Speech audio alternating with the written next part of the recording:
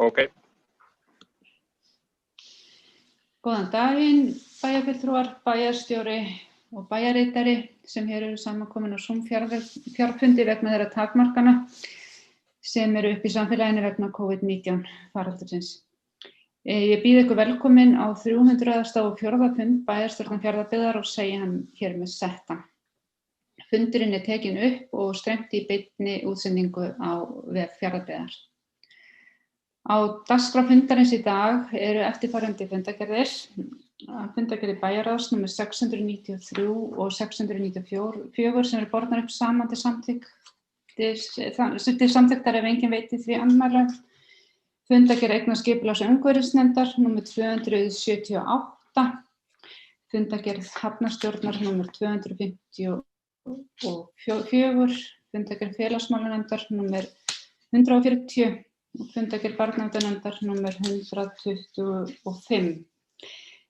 Þá eru einnig 6 mál undir almenn lið sem eru liður nr. 7 reglur stuðningsþjónustu, liður 8 reglur akstursþjónustu við fatlað fólk, liður 9 reglur félagslegt leiguhúsnæði og liður 10 reglur Fjarðabyggðar þjónustu stuðningsfjölskyldna fyrir fötluð börn. Liður 11 endurskoðaður samningur skólaskrifstofu Austurlands BS og liður 12 735 Lamberbraut grenndarkynning lóðar.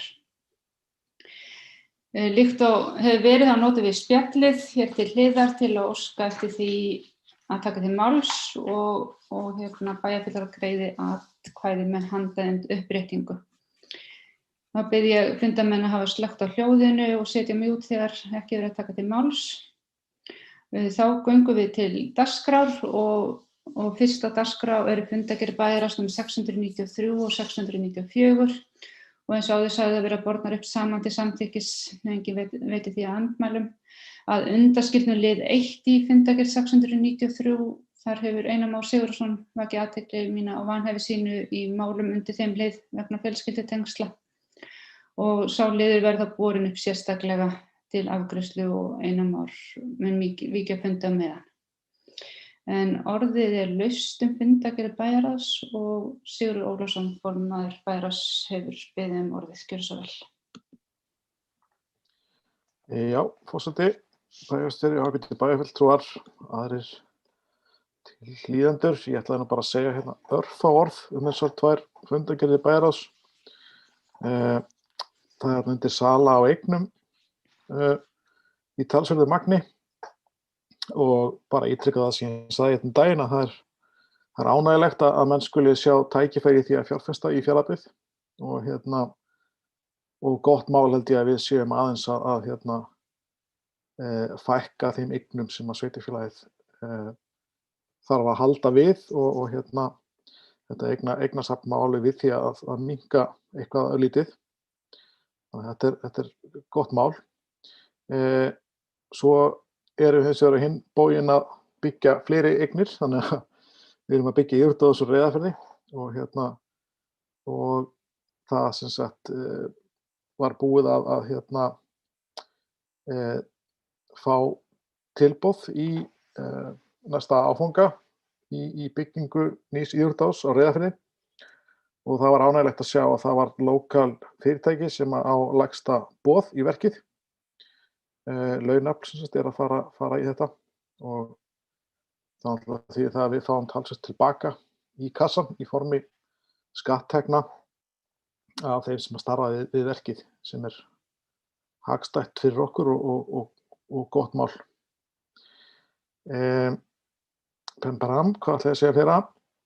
Já, mál númer 17, stytting vinnuvikunnar. Það þetta er að koma inn í gegnum síðustu kjarasamninga, ákvæði styttingu á vinnuvikunni og það er svona verið að útfæra hvernig það verður framkvæmt og starfsmenn fá að hafa þó nokkuð það að segja sjálfur hvernig þetta er útfært. Þetta er að ræða styttingu 13 mínútur á dag og svo er misjafnt hvernig stofnanir ætla að útfæra þetta, hvort að það á að stytta þá hvern vinnudag eða vinnuvikuna eða hvort það var stytta hálfsmánaðarlega eða mánaðarlega og fólk hefur greinilega haft ýmsar skoðanir á því. Þetta auðvitað þannig séð besta mál. Ég held að við getum mjög víða vel leyst verkefnin á skemmri tíma heldur en þessari hefðbundnu vinnuviku. En auðvitað þýðir þetta samt að sums staðar þar sem við erum háð því að fólk sé til staðar, að þá þýðir þetta einhvers staðar auðvitað aukinn kostnað og sums staðar mun þetta einfaldlega þýða yfirvinnugreiðslur til þess að halda á skertri þjónustu. Og það eiga auðvitað aftur að koma í ljós hvað þetta kostar allt saman á endanum. En það er fyrirsjáanleg aukning á kostnaði þarna upp á einhverjar 7,5 milljón strax vegna yfirvinnugreiðslna. En markmiðið auðvitað verður að kostnaðaraukinn af þessu verði sem minnstur. Þannig að þetta er svo besta mál en getur þýtt einhvern auka kostnað vissulega. Nú mál nummer 1.13, samningar við sjúkratryggingar vegna hjúkrunarheimilana. Ég hugsa að bæjarstýrið ræði þetta aðeins og eftir, en þetta er náttúrulega bara óþolandi að þetta mál skuli vera þetta óskýrt ennþá og við vitum hreinlega ekki hvernig þetta fer allt saman og það virðist vera mjög erfitt að fá skýr svör frá heilbrigðisráðuneytinu það hvernig þessi mál eiga að fara og það auðvitað er mjög erfitt fyrir okkur að hafa þetta í lausu lofti allt saman. Já, fleira held ég hafi bara ekki ætlað að segja þetta. Takk fyrir. Takk fyrir þetta. Jón Björn Hálfdanarson, bæjarstjóri, orðið, gjörðu svo vel. Takk fyrir forseti og góði bæjarfulltrúar. Kannski náttúrulega byrja á því að óska ykkur og öðrum hér gleðilegs nýs árs, þeim sem eru að hlýða. Fá að koma hér bara undir nokkrum liðum undir þessum fundarkynum bæjarráðs 2. Það er kannski fyrst bara að taka undir með formanni bæjarráðs, ánægjulegt að sjá í þessu útboði sem var í tengslu við uppbyggingu íþróttahúss á Reyðarfirði að launa bara legstbjóðandi í verkið og við erum að ganga frá verðsamningum núna og framkvæmdir fara þá á vonandi sem fyrst bara á fullt því að við gerum ráð fyrir því að húsið sjálft verði afhent sem búið er að þarna erum að ræða grunninn og sökkul og plötu og viðbygging, eða millibyggingun og svo kallað, sem sagt tengibygginguna, sem þarna í þessu verkþætti, annar verkþáttur náttúrulega að fá húsið sem kemur hér svona undir vorið austur og verður reist svo frá Límtré Vinnet, þannig að þetta vonandi gengur allt bara sem best og þannig að þessi samfella góð í verkinu. Bara vekja aðeins athygli bæjarfulltrúa á lið 5 sem fjallar mál sem við höfum svona rætt hér áður töluvert, bæði hér og í eignaskipunar- og umhverfisnefnd á þessu ári og sem fjallar úrgangsmál í Fjarðabyggð, það sem við köllum sorpmál, það má nú segja kannski að sem ekki öllu leyti rétt nefni, þar sem við ræða náttúrulega líka endurvinnslu afurðir og fleira. En við við vorum að leggja fram og það farið í auglýsingu er núna í útboði þessi þáttur. Þetta tók þar leiðandi nokkrum breytingum nú áramót haldið, núna fyrsta dag nýs árs þá voru komið í okkar umsjón gámavellir sveitarfélagsins. Þeir eru náttúrulega þá hér með sem náttúrulega í okkar eigu en voru þjónustaðir af fyrri aðila sem var með heildarútboð og sorpmálum hjá okkur. Við okkar starfsmenn að teki við þeim og munum halda þeim opnum. Þar verið að vinna svo verið unnið á þessu ári að svona ýmsum útfærslum á hugsanlegum nýjungum í opnunum þeirra. Einhver leyti horft til ómannarar opnunar sem verið að vinna en okkar starfsmenn að halda utan um það. Jafnframt tókum við yfir reksturinn á Þernunesi að nýju urðunarstaðnum og hann mun verða í höndum okkar haldið á honum. Ég held að það sé og allir hafi verið svo sammála það í umfjöllunum að það sé skynsamlegt skref. En síðan eru aðrir þættir í útboði og við erum sem sagt núna og bæði eignaskipunar- og umhverfisnefnd og bæjarráð var sammála um það að við bjóðum þetta út á nátt og það er hægt að bjóða þetta út að bjóða í ákveðna verkþætti í þessum málum, líka í þetta í heild sinni, sem vonandi gerir það verkum að fleiri sjá sér hag í því að koma að þessum málum. Ég held að það verði til mikilla bóta hjá okkur og ég vona að það verði bara góð þáttaka í þessu útboði sem verður núna út í janúarmánuði, ég man ekki alveg nákvæmlega hvenær, 20. eða 5. ég man ekki hvað daginn sem því lýkur og verður þá opnun þar á eftir. Ég held ég sé fara nokkuð rétt með dagsendinga, allavega seinni part undir lok janúarmánaðar. Jafnframt var lögð svona fyrstu drög fram á þessum fundi bæjarráðs nr. 63 að skýrslu frá Eflu sem hefur verið í vinnslu núna síðan haust. Bæjarráð tók ákvörðun um að láta fá Eflu með okkur í lið til þess að skoða almenningssamgöngunar okkar, bæði það sem við erum með núna og við viljum gera betur í, og það hefur verið, held ég, þvert bara skoðun bæjarstjórnar í gegnum tíðina að það einn af grundvallarþáttum þess að vera með svona fjölkjarnasveitarfélaga, að við komum því til betri vegar. Við höfum mikið reynt og margar tilraunir gerðar í gegnum tíðina að horfa aðeins á þetta heildstætt núna, og við erum að fengum svona fyrstu draugin þarna til umfjöllunar til skoðunar, og síðan erum að vinna núna áfram með skýrsluhöfundum í ýmsum upplýsingaröflun og fleira.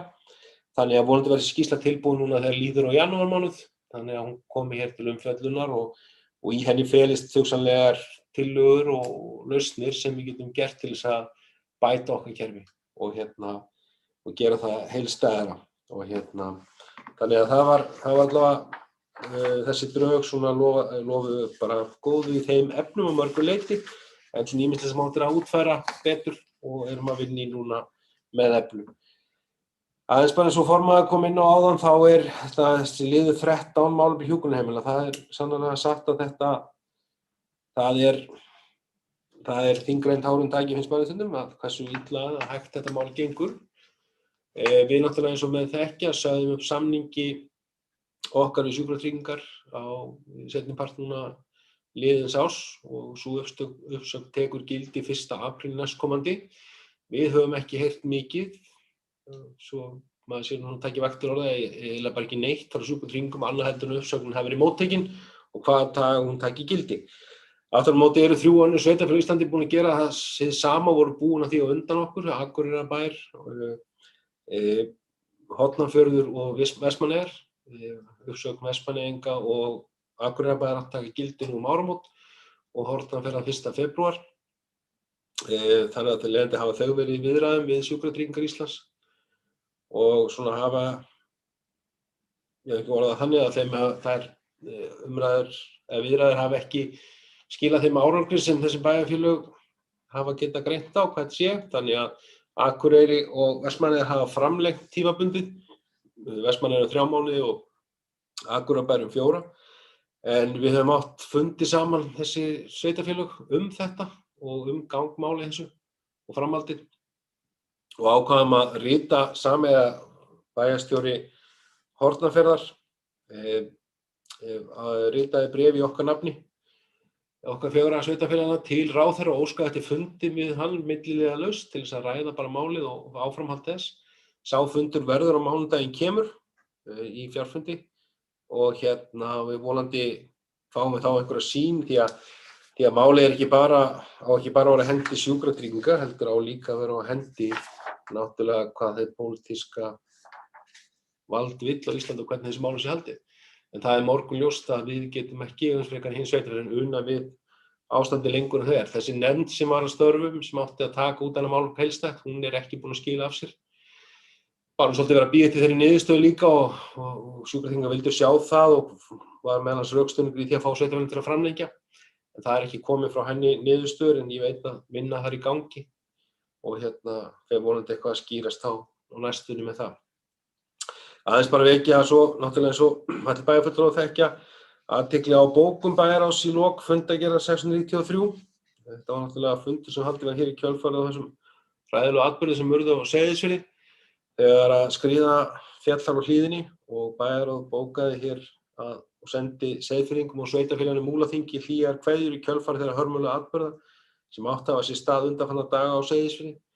Náttúruöflin verða ekki tamin, en mildir að ekki var manntjón í þessu miklu náttúruhamförum. Mikið verkefni framundan við endurreisn bæjarins og mannlífsins á Seyðisfirði, og bæjaryfirvöld í Fjarðabyggð lýsa sig reiðubúin til að veita alla þá aðstoð sem í þeirra valdi stendur í því uppbyggingarstarfi sem nú tekur við.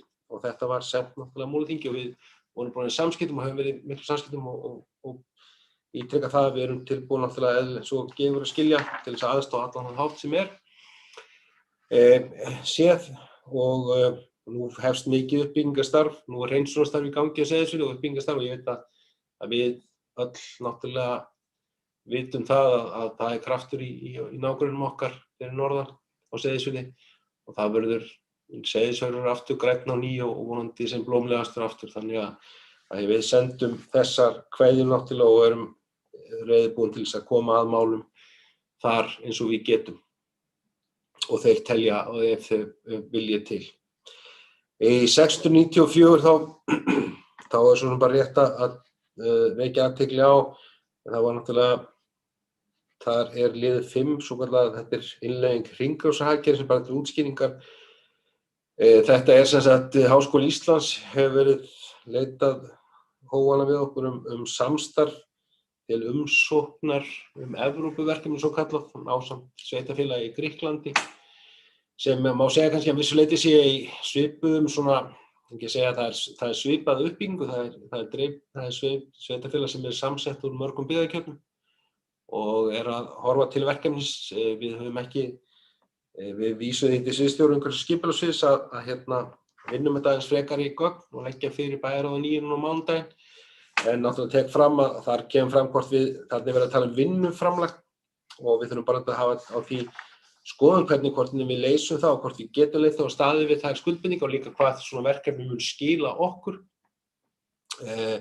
Í því felst engin skuldbinding að taka upp afurðir eða þetta umrædda mál en við geta þá metið það og þannig að við munum taka það fyrir 9 á mánudaginn því og svo náttúrulega óvíst náttúrulega hvort að verkefni fái framgang umsókn en hvort við tökum þátt í umsókn, það svo annað máli eða hvort að eitthvað annað sveitarfélag þá á Íslandi mun taka þátt í okkar stað en háskólinn hefur svona hort til þessa líkinda meðal annars á þessum sveitarfélögum sem í þessi félagsstofa Grikkinni séu svona töluvert fjölmennara sveitarfélag eins og vill nú oft verða í Evrópu eða 18.000 þá þeir uppbyggðir í svona fjölkjarna samfélagi. En það var ekki fleira sem ég ætla að fá að segja. Takk fyrir þetta. Orðið laust fundargerð bæjarráðs. Það engin beðið orðið. Þannig að ég ber upp fundargerð bæjarráðs að undanskildum lið 1 í fundargerð 693 upp til samþykktar. Þeir sem þær samþykkja gefa merki. Það samþykkt með 9 atkvæðum. Þá ætla ég að biðja Einar Már Sigurðarson að víkja fundi og þá tökum við fyrir lið 1 í fundargerð 693, það er kauptilboð í fasteignir í Neskaupstað og á Eskifirði. Lagt var fram nýtt kauptilboð í 8 íbúðir í eigu Fjarðabyggðar eftir viðræður fjármálastjóra við tilboðsgjafa. Bæjarráð samþykkti að taka kauptilboði og fól bæjarstjóra undirritun samninga og gagna vegna kaupana. Orðið laust þennan lið.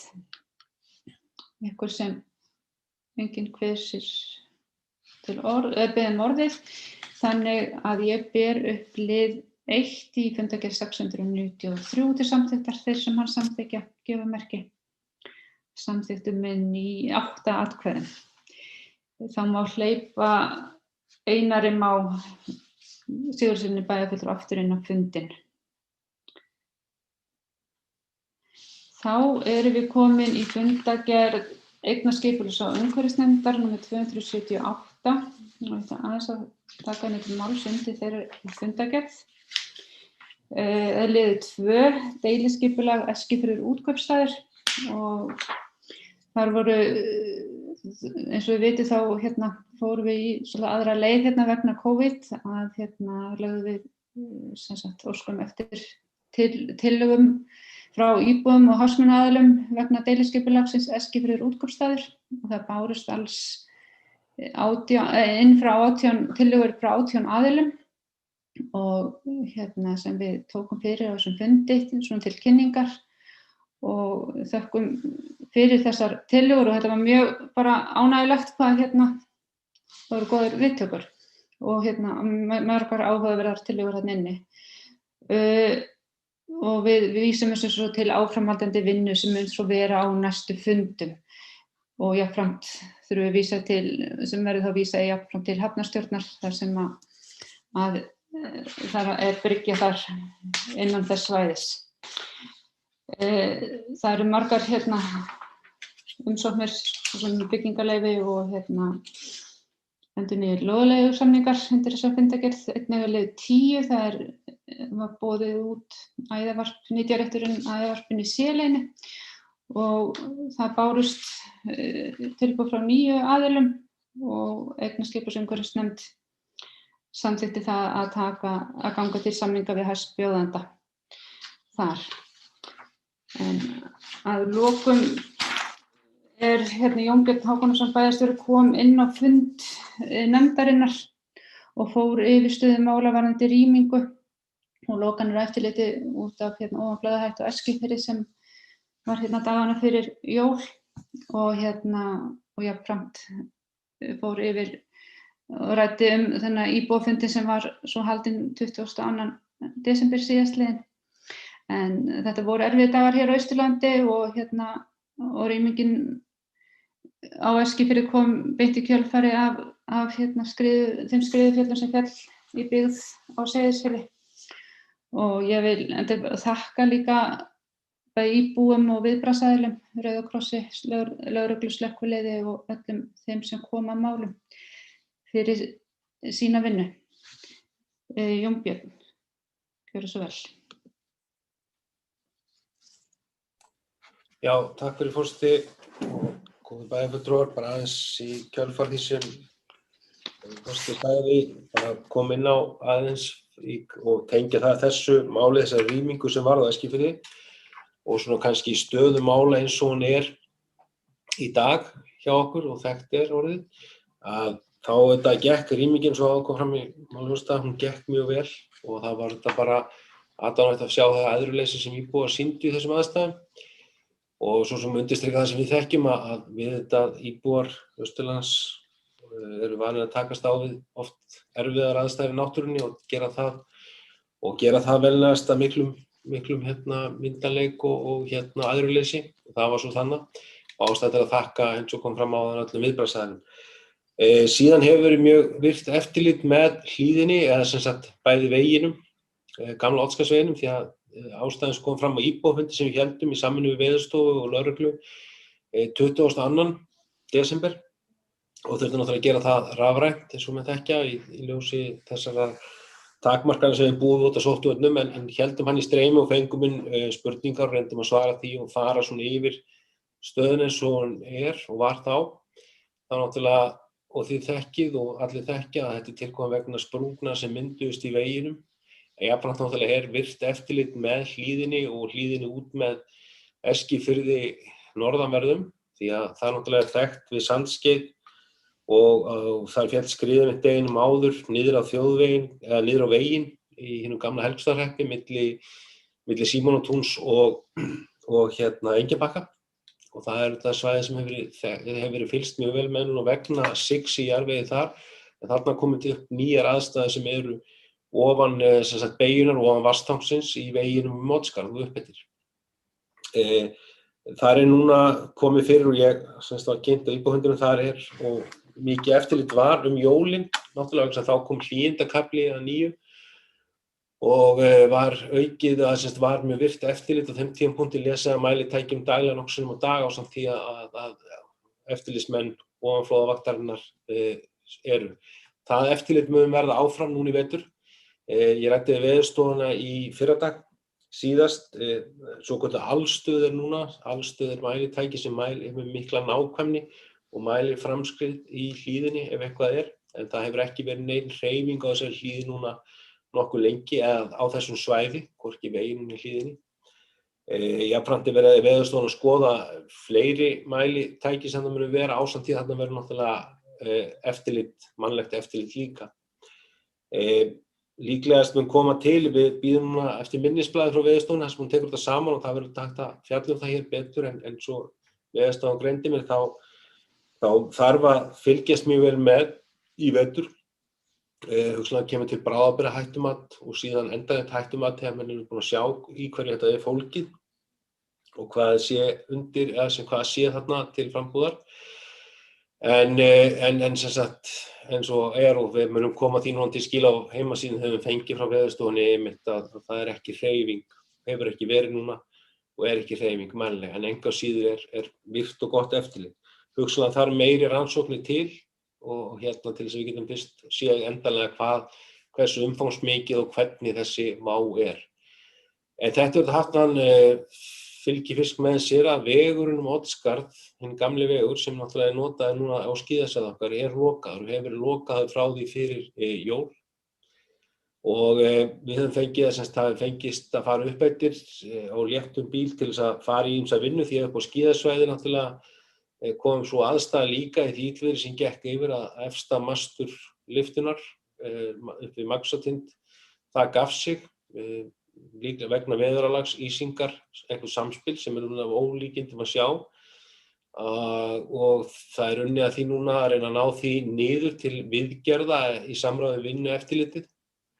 Því að Vinnueftirlitið fer með þið vitið eftirlit með skíðalyftum og það verður allt unnið í samráði þá. En þetta hefur gert það verkum við höfum ekki getað að opna skíðasvæði. Nú mega fara fram æfingar á skíðasvæðum. Skíðasvæði með almennt ekki vera opin eða ekki með almenna opnun. En æfingar með það fram og það hefur þótt miður að geta ekki hleypt skíðadeildin okkur og brettafélaginu upp eftir en það ekki aðstæði þess og við höfum fengið heilmiklar fyrirspurnir eðlilega þegar það fengið að nýta sér aðstöðun í Stafdal til að byrja með í samráði við skíðafélagið þar sem vel en enga síður viljum við sjá svona hvað við komumst hér og vonandi liggja fyrir svör núna. Vegagerðin hefur að meta þetta frá öllum hliðum því að eðlilega vill Vegagerðin ekki taka neinar áhættur á þessum vegi þannig að þeir hafa verið að meta þetta í samráði við Veðurstofu og jarðfræðinga og ég að vonast til að fá svör það einhver á morgun hvernig menn sjá fyrir sér. Við höfum fengið fyrirspurnir hvort sé ekkert að nota þá veginn Norðfjarðarmegin frá og fara í gegnum hinn gömlu Oddsskarðsgöng til þess að bjarga okkur. En það alveg hefur verið afdráttarlaust svar frá Vegagerðinni að Oddsskarðsgöng voru aflögð og tengd rafmagni og lokuð haustið 2017 þegar nýju Norðfjarðargöngin komu. Þar hefur ekkert verið farið inn síðan og Vegagerðin telur að ástand þeirra sé þannig að það sé ekki forsvaranlegt hið minnsta og aðra leiðir höfum ekki. Það til eldri vegur upp Oddsskarð sem var náttúrulega því að vegurinn sem nú umræðu var endurbyggður 1990 til eldri slóð því okkur vantar að náttúrulega að geta flutt upp eftir bæði ruðningstæki og olíu fyrir tróðarinn og fleira. En þetta svona allt háð á annmörkum og Vegagerðin vill ganga vel úr skugga. Þannig að vonandi vitum við morgun hvert við erum að stefna Vegagerðin hvert hún vill fara í þessum málum og við erum að leita einhverja lausna en þetta svona kannski staðan á málum eftir þetta en það fyrst og síðast náttúrulega það bara okkar náttúrulega meginatriði að við tökum engar áhættur. Við erum bara að ná utan þetta ástand sem þarna, fáum það hættumat og finna út hvað og síðan leitum við bara lausna og við ræddum það á fundi sem við áttum með þegar ráðherrar komu hér austur í tengslum við náttúrulega Hörmungatána og Seyðisfirði, þá óskuðu líka eftir að hitta fulltrúa frá Fjarðabyggð til þess að ræða aðeins þetta og við svo sem bara lögðum að það ríka áherslu við stjórnvöld að þó að það við ætlum að ná og þetta væri sameiginlegt verkefni að finna úr því að við viljum þetta ekki að búa við vá, við þurfum að ná utan á þá vá sem við búum við hverju sinni eins og við höfum gert með ofanflóðavörnum sem fyrir snjóflóðin. Þannig að þetta svona kannski til þess að fylla inn í þá umræðu sem núna og vonandi fáum við núna meiri gögn og munum miðla því til fólks en eins og staðan núna þá engin hreyfing og hefur ekki verið og það verður vel fylgst með áfram. Menn geta Veðurstofan stendur þar vaktina og mun standa vaktina áfram í vetur. Það var ekki fleira forseti. Takk fyrir þetta. Orðið laust fundargerð Heyrnarskipta- og söngvarisnefndar. Það engin bið orðið og þá ber ég fundargerðina upp til samþykktar. Þeir sem hana samþykkja, gefa merki. Samþykkt með 9 atkvæðum. Þá erum við komin í fundargerð hafnarstjórnar númer 254. Orðið laust þá fundargerð. Það enginn beðið orðið og þá ber ég hana upp til samþykkis og þeir sem hana samþykkja gefa merki. Samþykkt með 9 atkvæðum. Þá erum við komin í fundargerð félagsmálanefndar númer 140. Orðið laust þá fundargerð. Það enginn beðið orðið og þá ber ég hana upp til samþykkis og þeir sem hana samþykkja gefa merki. Hún samþykkt með 9 atkvæðum. Þá erum við komin í lið 6, fundargerð barnaverndarnefndar númer 125. Orðið laust þá fundargerð. Enginn beðið orðið og ber ég hana upp til samþykkis þeir sem hana samþykkja gefa merki. Og hún samþykkt með 9 atkvæðum. Þá erum við komin í liðin almenn mál 2. Ég mæli fyrir liðum 7, 8, 9 og 10 sem snúa allir að breytingum á lögum félagsþjónustu sveitarfélaga sem gerðar voru samhliða setningu nýrra laga þjónustu við fatlað fólk og stuðningsfjölskyldna. Liður tekina fyrir lið 7, reglur stuðningsþjónustu, breytingar á reglum, vísað frá bæjarráði til afgreiðslu bæjarstjórnar drögum að uppfærðum reglum stuðningsþjónustu. Orðið laust þennan lið. Það enginn beðið orðið og þá ber ég upp til samþykktar lið 7 framlagðar reglur stuðningsþjónustu. Þeir sem það samþykkja gefa merki. Það samþykkt með 9 atkvæðum. Þá erum komin lið 8, reglur akstursþjónustu við fatlað fólk. Vísað frá bæjarráði til afgreiðslu bæjarstjórnar drögum að reglum akstursþjónustu við fatlað fólk. Orðið laust þennan lið. Það enginn beðið orðið og þá ber ég upp til samþykktar lið 8 framlagðar reglur akstursþjónustu við fatlað fólk. Þeir sem það samþykkja gefa merki hefði samþykkt með 9 greiddum atkvæðum. Liður 9, reglur félagslegt leiguhúsnæði. Vísað frá bæjarráði til afgreiðslu bæjarstjórnar drögum af uppfærðum reglum félagslegt leiguhúsnæði. Orðið laust þennan lið. Það hefur enginn beðið orðið og þá ber ég upp til samþykktar lið 9 framlagðar reglur félagslegt leiguhúsnæði. Þeir sem það samþykkja gefa merki. Það samþykkt með 9 greiddum atkvæðum. Lið 10, reglur Fjarðabyggðar þjónustu stuðningsfjölskyldna fyrir fötluð börn, breytingar á reglum. Vísað frá bæjarráði til afgreiðslu bæjarstjórnar drögum að reglum þjónustu stuðningsfjölskyldna fyrir fötluð börn. Orðið laust þennan lið. Það enginn beðið orðið og þá ber ég þennan lið upp til samþykktar lið 10, framlagðar reglur þjónustu stuðningsfjölskylda fyrir fötluð börn. Það samþykkt með 9 greiddum atkvæðum. Þá erum við komin í lið 11, endurskoðaður samningur skólaskrifstofu Austurlands BSI, bæjarstjóri mælir fyrir uppfærðum reglum. Gjörðu svo vel. Kæri forseti, eins og kemur fram þá hér liður komin sem eru endurskoðaður samningur skólaskrifstofu Austurlands byggðasamlagi sem eru þátttakendur í og þeir voru til umfjöllunar á fundi 694 hjá bæjarráði. Þarna sem sagt og hér staðfestingar eins og aðrir samningar. Það breytingar sem verða kannski á þessum samningum felast náttúrulega fyrst og síðast í þeirri breytingu sem var nú á Austurlandi í haust þegar Múlaþing tók við sem nýtt sveitarfélag. Og á þeim grundvelli samningurinn uppfærður náttúrulega útfalla þau sveitarfélög sem áður voru og nú orðið Múlaþing og Múlaþing var aðilar samningnum. Þar af leiðandi eru 4 sveitarfélög á bak við þennan samning orðið og sveitarstjórar og bæjarstjórar þeirra mynda stjórnina, það bundið í lögum skólaskrifstofunnar. Síðan voru gerðar svona minniháttar breytingar á samningum að því leyti til að á síðastliðnu ári fór samgöngu- og sveitarstjórnarráðuneytið yfir samninga byggðasamla almennt á Íslandi og sendi athugasemdir, sem voru svona hvað varðar breyting á lögum og fleira á bak við byggðasamlög og það voru svona gerðar breytingar í þá áttina út frá þeim athugasemdum ásamt því að skilgreindur var eignarhlutur og fleira. í þessu, en að öðru leyti var ekki efnislega breytingar á þessum samningum. Gildistími þeirra var bara eins og hann var fyrir áður en þessu var breytt.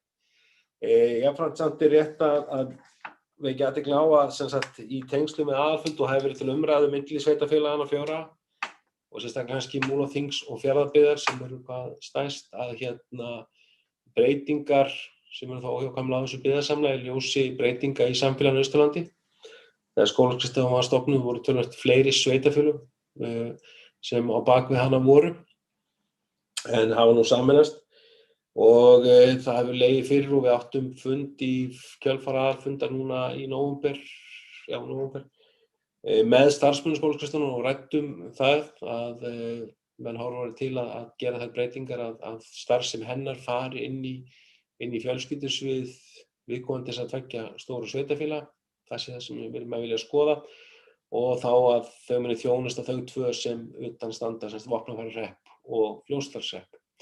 Og við bæjarráð fól mér núna að hefja viðræður við eignaraðila í skrifstofunni og gera það í samráði við sviðsstjóra fjölskyldusviðs og það sem við förum með framtíð og fyrirkomulag hér líka þess hluta sem okkur snýr innan okkar fjölskyldusviðs og við erum farin að hefja undirbúningu því. Við höfum verið í samskiptum og samræðu við Múlaþing þetta mál og eins og ég sagði og líka með starfsfólki í skrifstofunnar.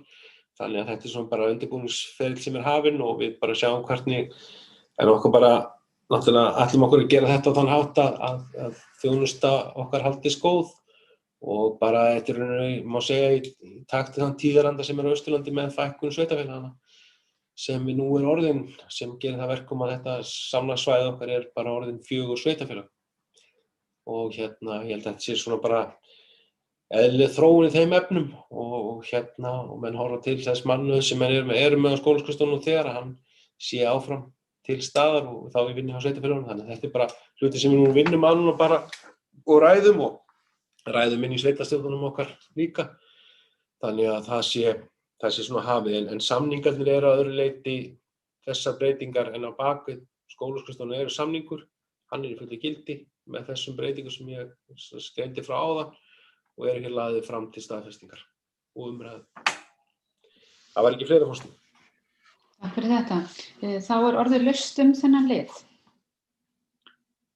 Það enginn beðið orðið og þá ber ég eftir samþykkta lið 11 samninga skólaskrifstofu Austurlands BS. Þeir sem það samþykja gefa merki. Það samþykkt með 9 greiddum atkvæðum. Þá erum við komin í lið 12, 735 Lamberarbraut, grenndarkynning Lóðar. Ég mæli fyrir grenndarkynningu Lóðar við Lamberarbraut 735, Fjarðabyggð, á Eskifirði. Vísa frá eignaskipulags- og umhverfisnefnd til afgreiðslu bæjarstjórnar, niðurstöðu grenndarkynningar. Athugasemdir bárust vegna fyrirhugaðrar lóðarúthlutunar og byggingar þar. Eignaskipulags- og umhverfisnefnd fjallaði athugasemdirnar á fundi sínum og telur að þær sé ekki þess eðlis að hafna beri lóðarumsókn og byggingu einbýlishúss í framhaldi af því. Endanlegri afgreiðslu vegna grenndarkynningar vísað til bæjarstjórnar. Orðið laust þennan lið. Það eru enginn beðið orðið og þá ber ég eftir samþykktar lið 12, niðurstöðu grenndarkynningu Lóðar við Lamberarbraut. Þeir sem það samþykkja gefa merki. Það samþykkt með 9 greiddum atkvæðum. Þá dagskrá fundarins tæmd og næst verður boðað til bæjarstjórnarfundar með dagskrá 21. janúar næstkomandi og ég þakka